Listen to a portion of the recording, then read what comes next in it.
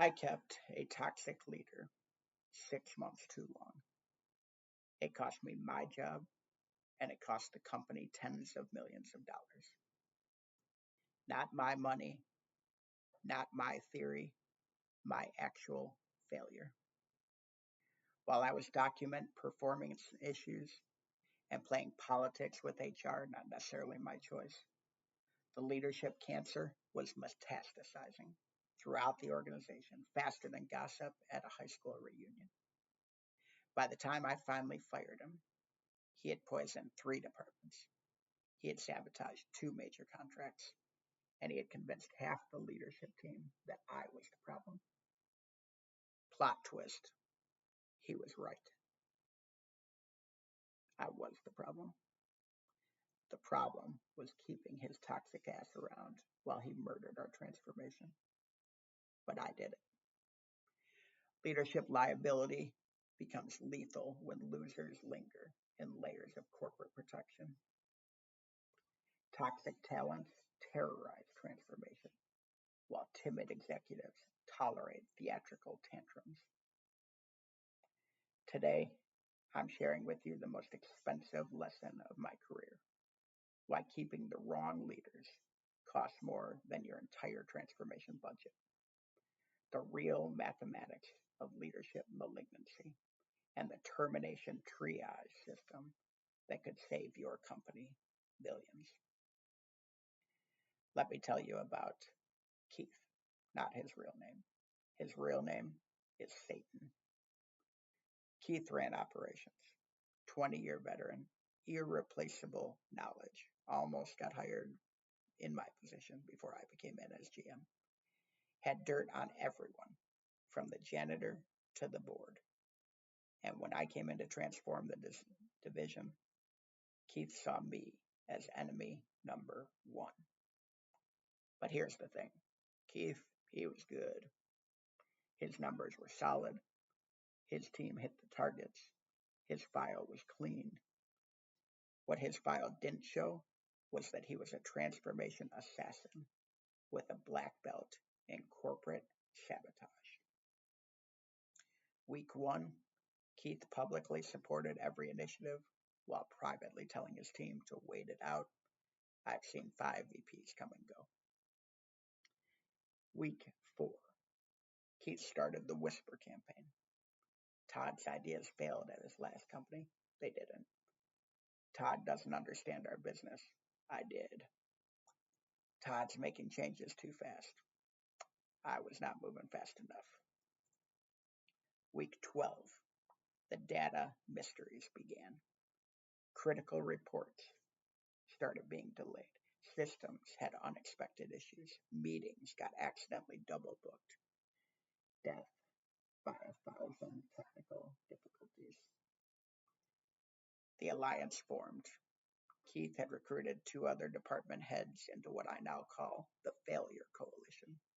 Their mission: to make the transformation fail, to blame me, and then return to comfortable mediocrity.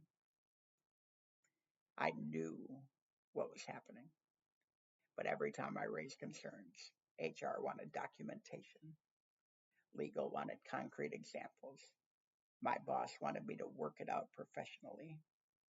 So I documented, and I coached, and I gave feedback, and I tried to convert him like I was some kind of corporate missionary. And meanwhile, the transformation bled out slowly. Good people quit. Momentum died. Morale tanked. We missed our targets by 40%. And when I finally got to terminate Keith, 9 months after I knew he needed to go, the damage was nuclear. We lost a huge key customer contract. Product launch delayed. Talent exodus recovery dead. Transformation restart not even started yet.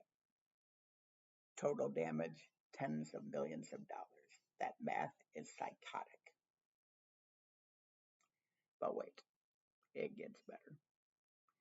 I got blamed for the failed transformation. I got fired a couple months later, right before we actually finally did land that biggest contract ever. Keith He got promoted at the next company. He's still sabotaging. He's still winning. That lesson cost me my job, but saved me my career because I learned a $200 million rule. Every month that you keep the wrong leader, that leader costs you more in a year than the right leader's strategy. Right leader's salary, sorry. Never again. I built the termination triage system to prevent another $200 million mistake. This isn't an HR approved feel good bullshit. This is battlefield surgery for leadership cancer. Triage T, threat assessment. In the first 30 days, use the Toxicity Triangle test. You draw a triangle and each point represents this. Do they embrace change or do they endure it? Do they amplify energy or do they absorb it? Do they solve problems or explain them? If they're on the wrong side of two of those points, start the exit process now. Do not coach, do not develop. You need to exit. E, evidence gathering, but different. Forget traditional documentation and use the meeting after the meeting method. After every leadership meeting, note who gets pulled into your follow-up discussions. Track the power hallways. Who's congregating where? The resistance shows patterns. Rapid decision protocol, R.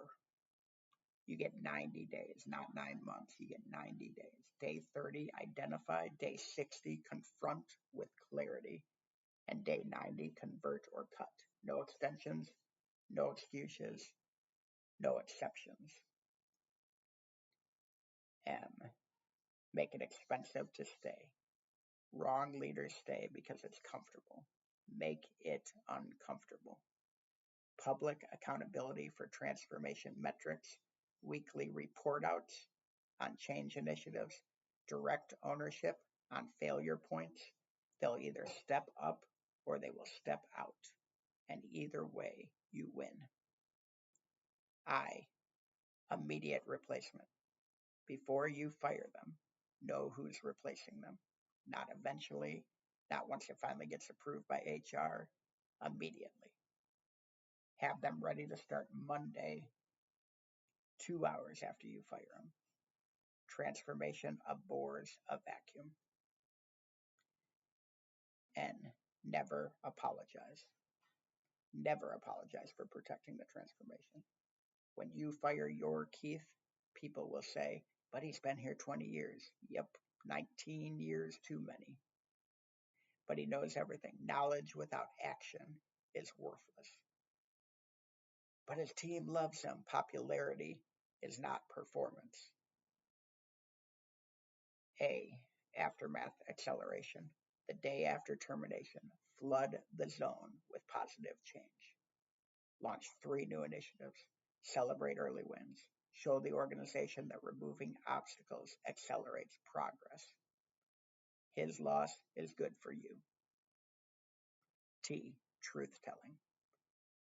Tell the truth to the organization. Don't hide behind pursuing other opportunities. Tell the truth. Keith's approach was not aligned with our transformation needs. Period. Clarity kills speculation. E, execute. The next one has to be even faster because there's always a next one.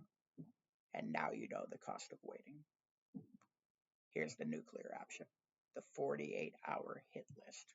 Rate them as either a transformer, neutral, or a terrorist. Give yourself 48 hours to decide their fate. Terrorists get 30 days to exit. No negotiation. $200 million mistake. It taught me that mercy in leadership is cruelty to the organization. Every day you keep a transformation terrorist. is the day you steal from your company's future and you steal from every employee who is sitting there in the town hall. This isn't about being cruel. It's about being clear. The wrong leaders don't just slow transformation. They murder it. And they do it with a smile while collecting paychecks from the company that they're killing. So how does this connect to my hot system in the book? Strategic battles need warriors, not saboteurs. The Karelin method requires leaders who challenge energy, not drain it. Rapid decision making dies when leaders create fog instead of clarity. And the 80-20 matrix means nothing if 20% of your leaders destroy 80% of your progress.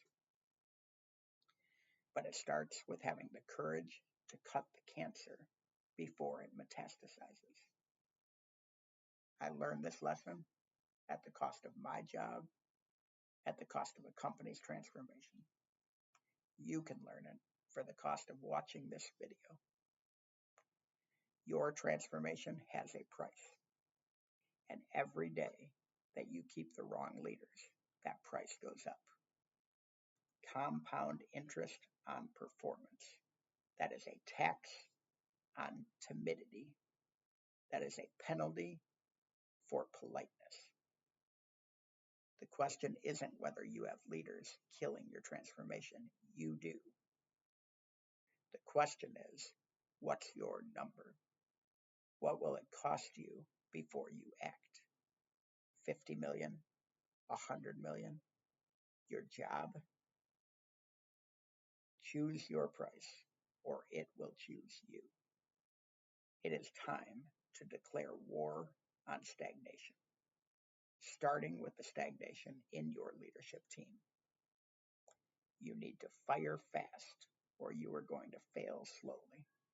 The choice is yours, but remember, I've already paid the $200 million tuition. This lesson is free for you. Stop documenting. Start terminating. Your transformation depends on it.